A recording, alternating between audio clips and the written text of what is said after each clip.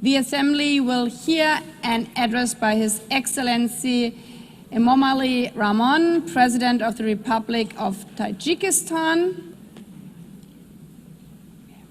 I request the protocol to escort His Excellency and invite him to address the Assembly.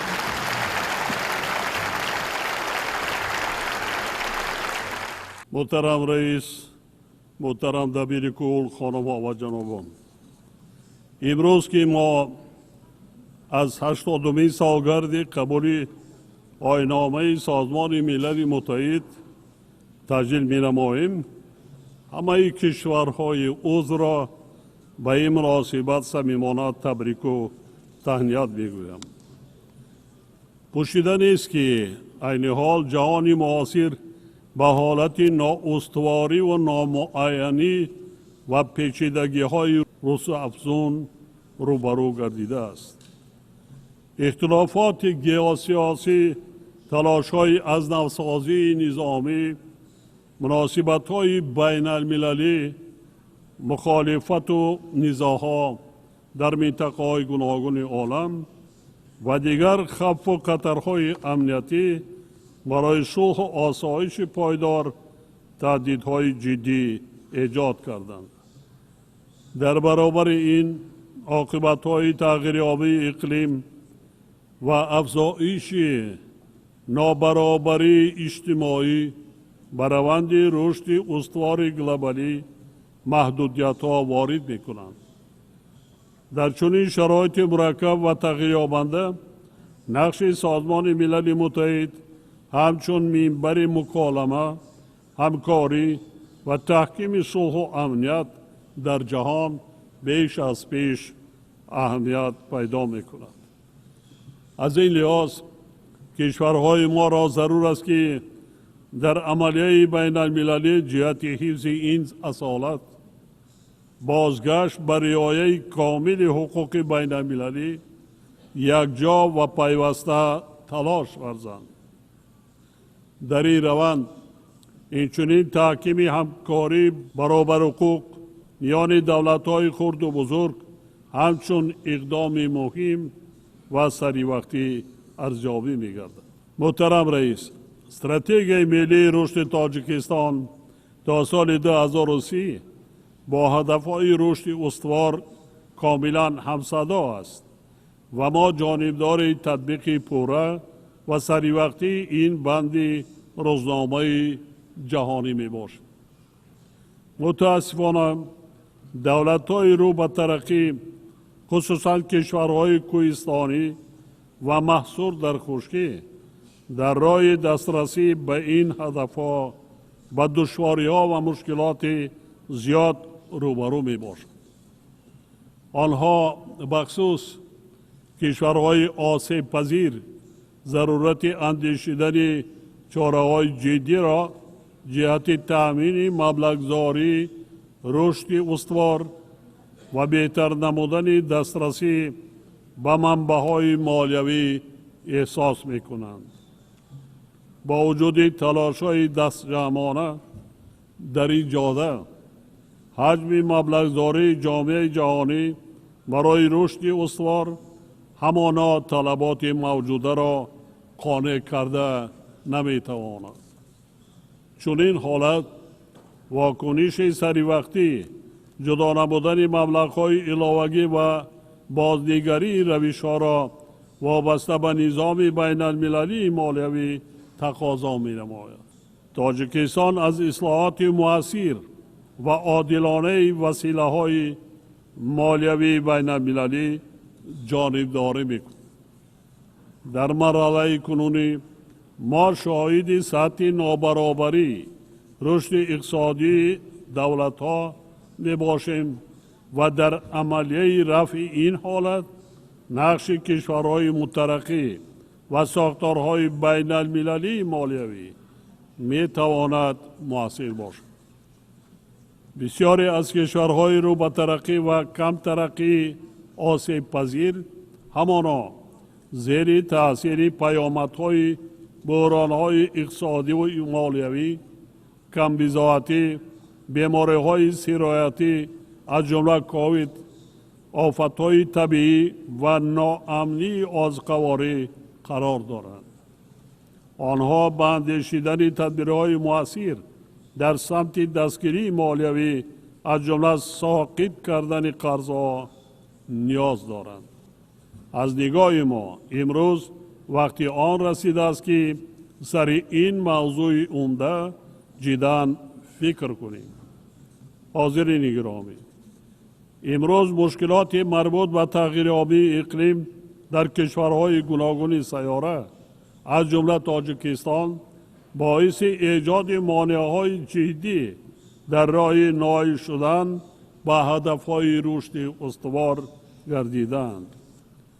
کشور ما نیز که 93% حدودش از کوهستان عبارت است، از پیامدهای منفی این روند نگران می باشد. تغییریابی دور هیدرولوژی و آبخیزی و خشکسالی‌های پی در پی، اینچنین خاکباریش‌های شدید در طول چند ده ساله اخیر به ذخیره‌های آبی و انرژتیکی و امنیت آزقواری تاجیکستان تأثیر بی‌واسطه می‌رسانند. ما بر اثر آفت‌های طبیعی مربوط به آب همه ساله ضرر جدی مادی و مالیوی می‌بینیم.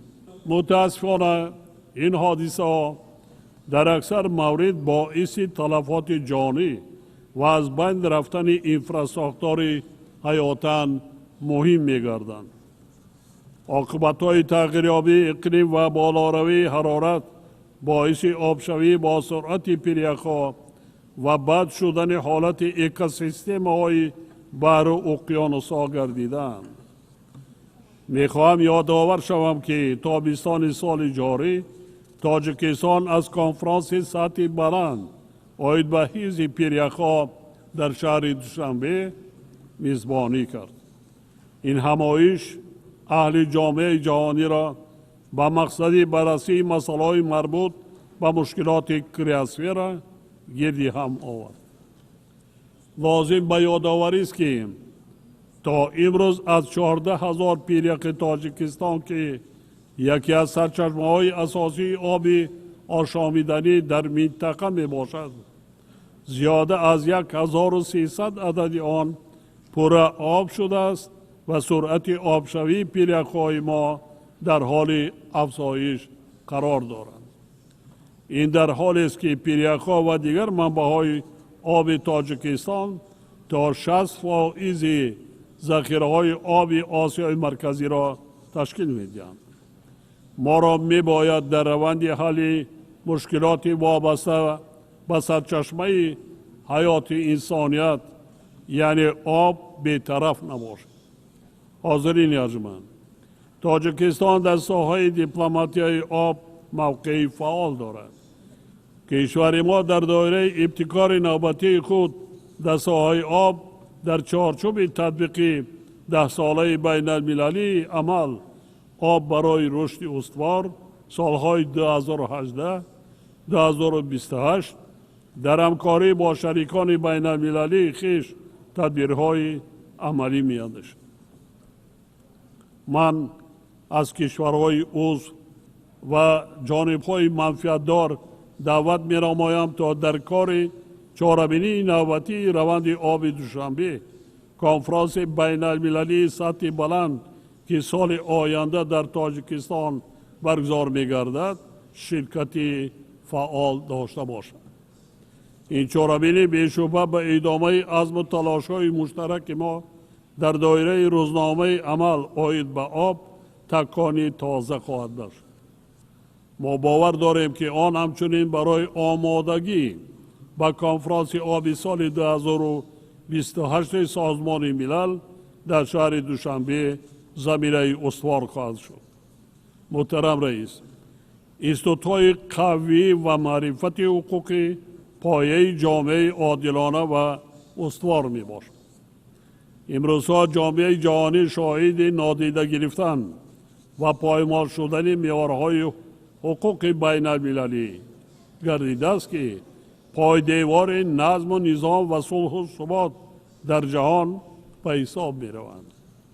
ما به ضرورت رعایت قطعی قانون‌های بین المللی و در چارچوب قانون حل و فصل نمودن همه گونه نزاع و اختلاف تاکید می نماییم. با درک عمیق این واقعیت تاجیکستان پیشنهاد می نماید که مجمع عمومی سازمان ملل متحد امکانیت اعلان نمودن سال بین المللی معرفت حقوقی را مورد بررسی قرار دهد. ما از همه دولت‌های عضو دعوت می نماییم که به این تشبث همراه شوند و فرهنگ جهانی شفافیت و عدالت را تقویت بخشند. خانم‌ها و جنابان، تطبیق با سرعت تکنولوژی‌های رقمی و استفاده درست ذهن صنعی می تواند به روند عملی سازی هدف‌های رشد استوار مساعدت نماید. من از همه کشورهای عضو برای جانبداری از پیشنهاد تاجیکستان عاید به قبول قطعنامه مخصوص زیر عنوان نقش ذهن صنعی در فراهم آوردن امکانات نو برای رشد استوار در آسیای مرکزی اظهار سپاس می نمایم. اطمینان دارم که قطعنامه 25 ایول سال جاری از جانب مجمع عمومی قبول گردیده همچون وسیله اساسی استفاده بی‌خطر و عادلانه ذهن صنعی در منطقه ما خدمت خواهد کرد. در این زمینه تأسیس مرکز منطقوی ذهن صنعی را در شهر دوشنبه صلاح کار می شمارم. این مرکز بی‌شبهه می تواند برای اندازی تشبث و لایه‌های مشترک کشورهای آسیای مرکزی در سمت ذهن صنعی مساعدت نماید. قابل ذکر است که همزمان با مکمل گردیدن تکنولوژی‌های رقمی تهدیدهای نوی امنیتی بخصوص جنایت‌های کیبری نیز می‌افزایند. در این زمینه ما تاکید می‌نماییم که امنیت کیبری باید جزء مهم امنیت دست جمعی باشد. واضح است که در برابر جنایت‌های کیبری، تروریسم، افراطگرایی، قاچاق سلاح، مواد مخدر و دیگر ظهورات جنایتکاری متشکل فراملی تا حال تهدید جدی به امنیت جهانی می باشد. تاجیکستان جانبدار توسعه منبع همکاری بین المللی در ساحه امنیت جهانی در زمینه روند دوشنبه عاید به مبارزه با تروریسم می باشد. ما آماده ایم در دایره این روند همکاری سازنده را با نهادهای بین المللی و دولت‌های عضو سازمان ملل جهت تقویت مقاومت به خطر و تهدیدهای امنیتی ذکر شده براه مانیم. برای نظریم که نهادهای دخلدار سازمان ملل بخصوص دفتر آن عاید به مبارزه با تروریسم می توانند در تطبیق همه جانبه استراتژی‌ها و برنامه‌های گلوبالی ضد تروریستی سهم مؤثر گذاشته دستگیری کشورهای عضو را در این سمت تقویت بخشند. حاضرین محترم، تاجیکستان جانبدار حل و فصل همه اختلافات و نزاع‌ها با راه‌های سیاسی و دیپلماتی میباشد. ما باید تلاش‌های خود را در راه رسیدن به صلح پایدار و فراگیر در اساس حقوق بین المللی دوچند تقویت بخشیم. یک سال پیش من از این منبر پیشنهاد کردم که قطعنامه مخصوص سازمان ملل عاید به اعلان کردن 10 ساله تحکیم صلح به خاطر نسل‌های آینده مورد بررسی قرار داده شد. با گذشت یک سال مسئله قبول چنین قطعنامه اهمیتی باز هم بیشتر پیدا نموده است. در شرایط پرتضاد دنیای امروزه تشبث مذکور برای برآمدن همکاری در سطح بین المللی به خاطر رسیدن به صلح استوار شرایط فراهم خواهد آورد.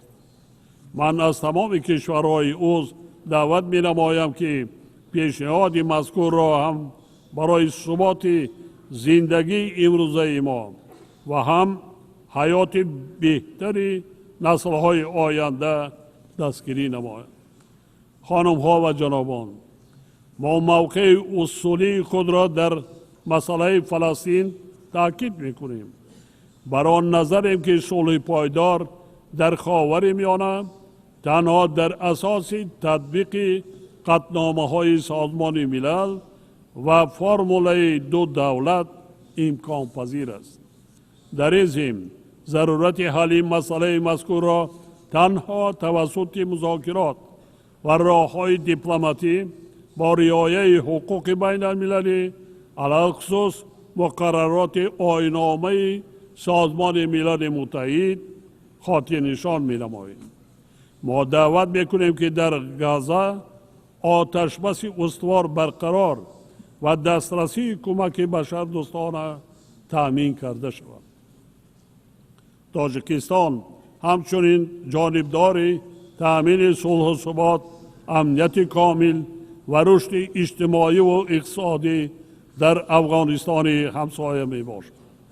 ما آماده ایم به این روند مساعدت نماییم و در این جهت جامعه بین المللی را به رسانیدن کمک بشردوستانه خصوصا به منطقه های از خشکسالی و زمین لرزه شدید آسیب دیده دعوت می نماییم. حاضرین محترم، تاجیکستان از اصلاحات فراگیر نظام سازمان ملل متحد ضمن تشبث برنامه سازمان ملل متحد 80 سازمان ملل متحد 20 و دیدی دبیرکل آید به نظام معاصر سازمان ملل جانبداری می نماید. در برابر این ما از پیمان به خاطر آینده همچون اقدام مهمی دستجمعانه در راه پیشبرد صلح و رشد استوار استقبال می نماییم. این اقدامات آرمان‌های مشترک و اراده عمومی جامعه جهانی را در امر واکنش به تهدیدهای معاصر و بنیاد زمینه استوار برای نسل‌های آینده تجسم می نمایند. ما بار دیگر ضرورت تقویت نقش کلیدی و هم آهنگساز سازمان ملل متحد را در تأمین صلح و آسایش فراگیر تأکید می نماییم. تنها با اعتماد، همکاری و اراده استوار ما می توانیم آینده عادلانه، صلح‌آمیز و استوار را برای کل انسانیت بنیاد نماییم.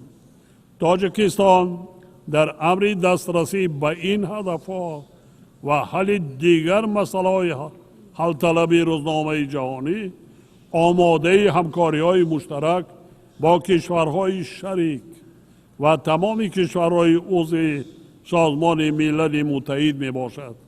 از توجهتان سپاسگزارم.